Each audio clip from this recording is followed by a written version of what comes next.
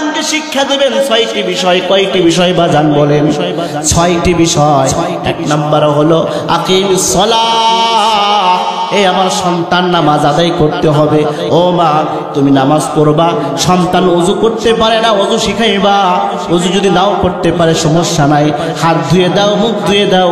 ওযু যে করতে হয় এই বিষয়টা সন্তান বুঝে যাবে, ঠিক কিনা?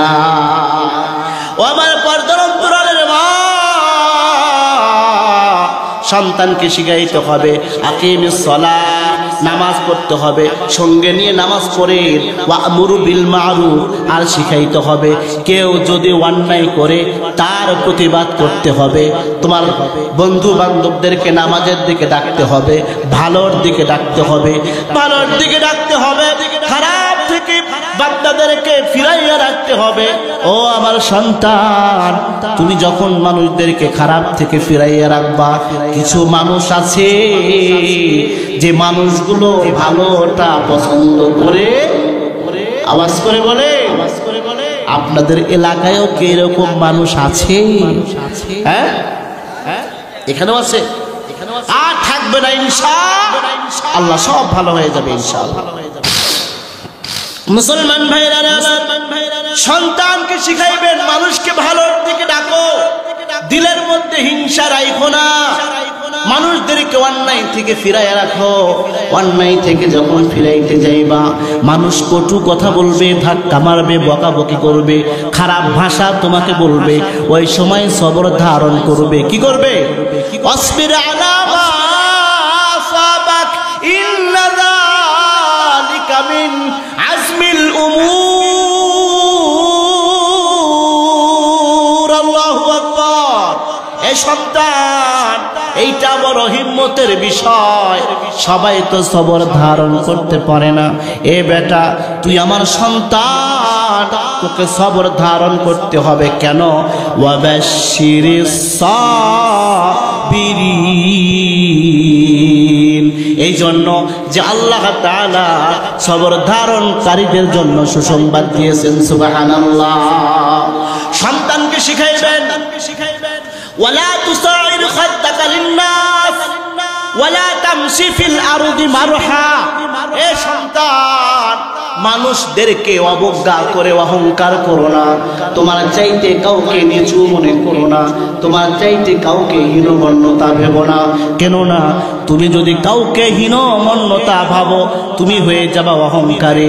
আর যে ব্যক্তি হয় অহংকারী, ইন্নাল্লাহা লা ইউহিব্বু কুল্লা মুখতালিন ফাখুর, নিঃসন্দেহে আল্লাহ তাআলা লা ইউহিব্বু, ভালোবাসেন না, কুল্লা মুখতালিন ফাখুর, প্রত্যেক ওই সমস্ত ব্যক্তিদেরকে যারা দাম্ভিকতা করে।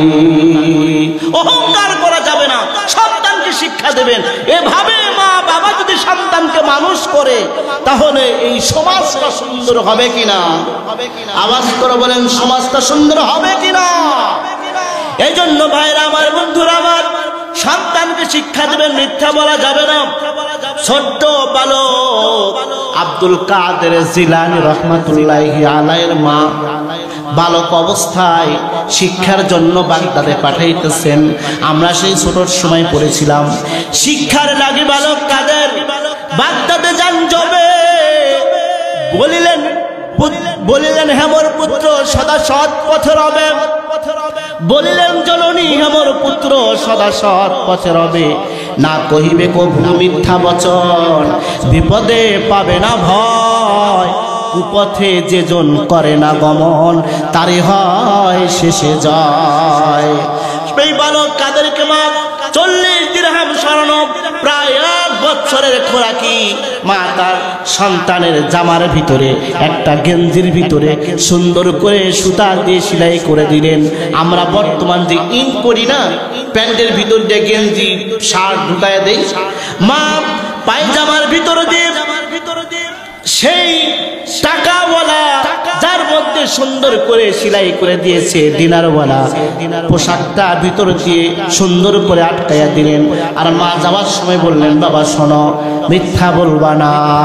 যে ব্যক্তি মিথ্যা বলে সে কোনোদিন সফল হতে পারে না, জীবন যাবে যা, কিন্তু মিথ্যা বলা যাবে না।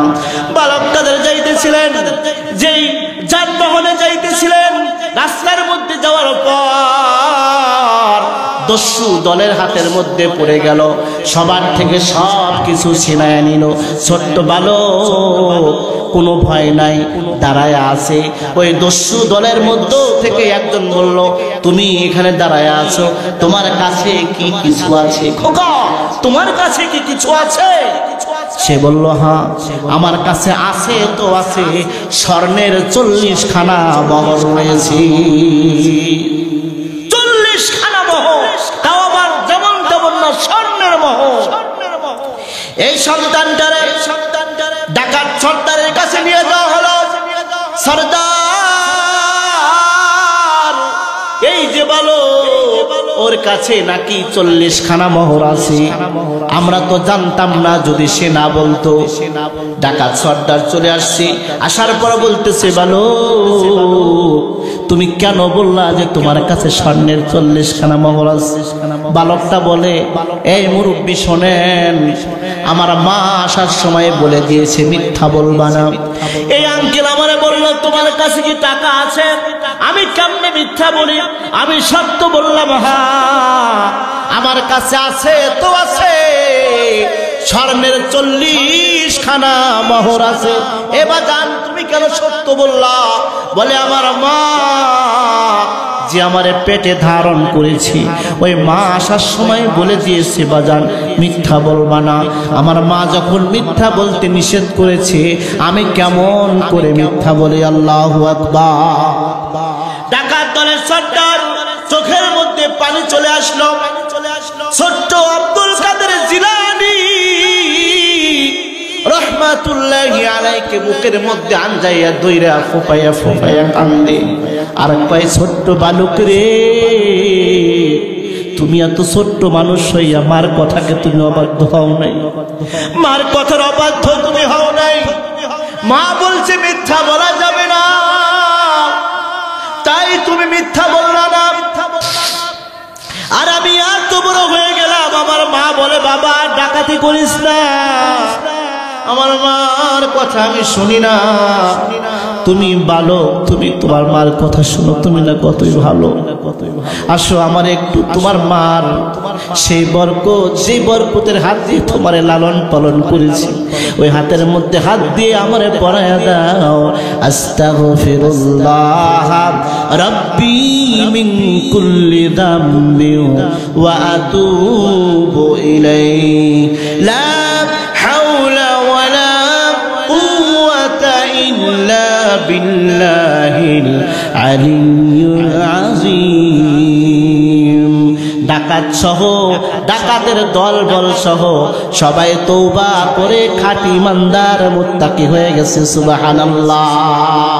এই জন্য একজন মার আদর্শ, একজন মার আদর্শ যদি সন্তানের মধ্যে চলে যায়, একজন মা যদি তার সন্তানকে আদর্শিক বানাইতে পারে, ওই সন্তান কোনোদিন মাহফিলের মধ্যে এসে কাউন্টার দেবে না, মসজিদের বয়ানের মধ্যে কাউন্টার দেবে না, কোনো মুরব্বির উপরে কথা বলবে না।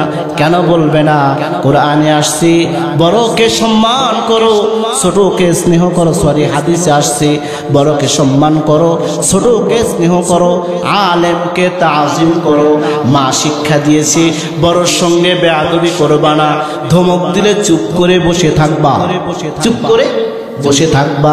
ছোটকে তুমি ধমক দিবে না, ছোটকে যদি তুমি ধমক দাও, একদিন ফাঁকে গিয়ে সে তোমাকে বকা দেবে, তোমার কথা শুনবে না।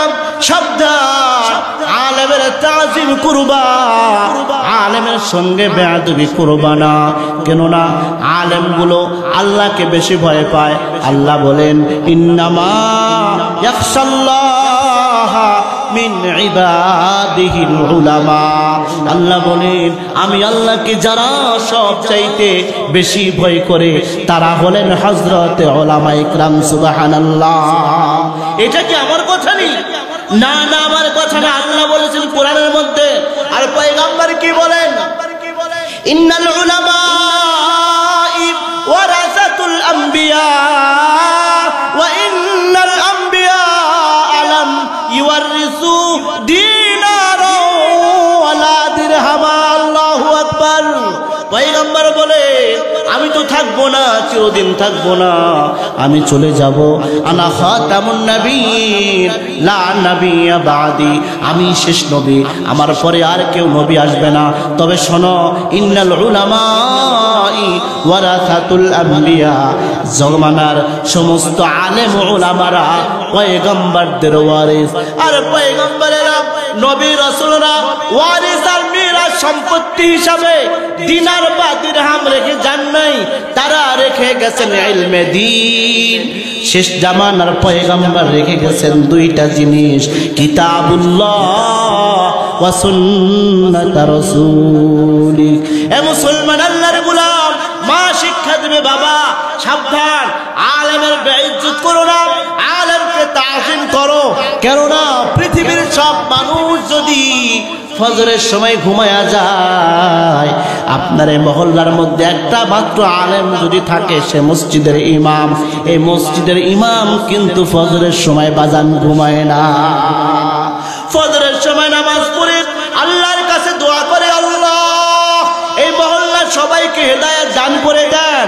আয় আল্লাহ, এই মহল্লার মধ্যে যতগুলো কবরস্থ ব্যক্তি কবরস্থ হয়ে আছে, যতগুলো মুর্দার কবরের মধ্যে শুয়ে আছে, আল্লাহ কবরগুলোকে আপনি মাফ করে দেন। আপনার বাবা আপনার জন্য দোয়া প্রত্যেকদিন নাও করতে পারে, আপনার ভাই আপনার জন্য প্রত্যেকদিন দোয়া নাও করতে পারে, কিন্তু মসজিদে 5 ওয়াক্ত নামাজের পরে মুনাজাতের মধ্যে কিন্তু দোয়া হয়ে যায়। পয়গম্বর বলেন যে মহল্লার মধ্যে সকালবেলা থেকে কোরআনের তেলাওয়াত হয়, ওই মহল্লাগুলোর ভিতরে আশপাশের কবরের আযাবগুলো আল্লাহ মাফ করে দেয়। সুবহানাল্লাহ। এইজন্য ভাই, মা বাবার কর্তব্য হলো সন্তানকে শিক্ষা দেওয়া। ওয়ালা তুসাইর খাদ্দাকা লিন্নাস ওয়ালা তামশি ফিল আরদি মারহা ইন্নাল্লাহা লা ইউহিব্বু কুল্লা মুখতালিন ফখুর। সন্তান, অহংকার করবা না, ভিতরে গৌরব আনবা না, অহংকার করে কাউকে তুমি ছেড়ে দেবা না, কাউকে অবজ্ঞা করবা না, কাউকে অপমান করবা না, কাউকে লাঞ্ছনা দেবে না। এমনকি রাস্তা দিয়ে যখন হাঁটবা, ওয়াকসিদ ফি মাশয়িকা ওয়াকুদুদ মিন সাউতিক, আস্তে আস্তে হাঁটো, তোমার হাঁটার মধ্যে যেন কোনো প্রকার অহংকারে ভাব প্রকাশ না পায়। সুবহানাল্লাহ। এই জন্য সন্তানকে শিক্ষা দিতে হবে। তুমি যখন হাঁটবা, তোমার হাঁটার দ্বারা যেন কেউ অহংকার প্রকাশ না পায়। লুঙ্গি এক সাইডে উঁচাইয়া জমিদারি ভাব নিয়ে যাবে, সামনে মুরব্বি পড়ছে আর একদিকে তাকাইবেন, সালাম দিলেন না, বেয়াদব। এটা কি বেয়াদব? সামনে একজন মুরব্বি পড়ছে, আপনি যত বড়ই শিক্ষিত হন না কেন একটা সালাম দেন না, সালাম দেন না। সালাম। একজন ব্যক্তি এসে পয়গম্বরকে জিজ্ঞেস করলেন, ইয়া রাসূলুল্লাহ আইয়ুল ইসলাম খায়র, ওগো আল্লাহর নবী, ইসলামের মধ্যে সবচাইতে ভালো গুণ কোনটা? পয়গম্বর বললেন, তুতইমুত তাআমা ওয়া তুকরিউস সালাম, তুমি ক্ষুধার্ত ব্যক্তিকে খাবার খাওয়াও আর মানুষকে দেখলেই সালাম দিয়ে দাও। সুবহানাল্লাহ। আলা মান আরাফতা ফি রিওয়ায়াতি আলা মান আরাফতা ওয়া মান লাম তারিফ, যাকে চেনো তাকেও সালাম দাও, যাকে চেনো না তাকেও সালাম দিয়ে দাও। সুবহানাল্লাহ। এজন্য সন্তানকে শিক্ষা দিতে হবে। তোমার গলার আওয়াজটা নিচু করো। ওয়াকসিদ ফি মাশয়িকা ওয়াগদুদ মিন সাউতিক, ইন্না আনকারাল আসওয়াতি লাসাউতুল হামির। সন্তান, যখন তুমি রাস্তা দিয়ে হাঁটবা আস্তে আস্তে হাইটো, বেশি জোরে হাইটো না, যেন মানুষ তোমার হাঁটার দ্বারা অহংকার না বোঝে। এমনকি কথা যখন বলবা তখন কড়া গলায় তুমি কথা বলো না।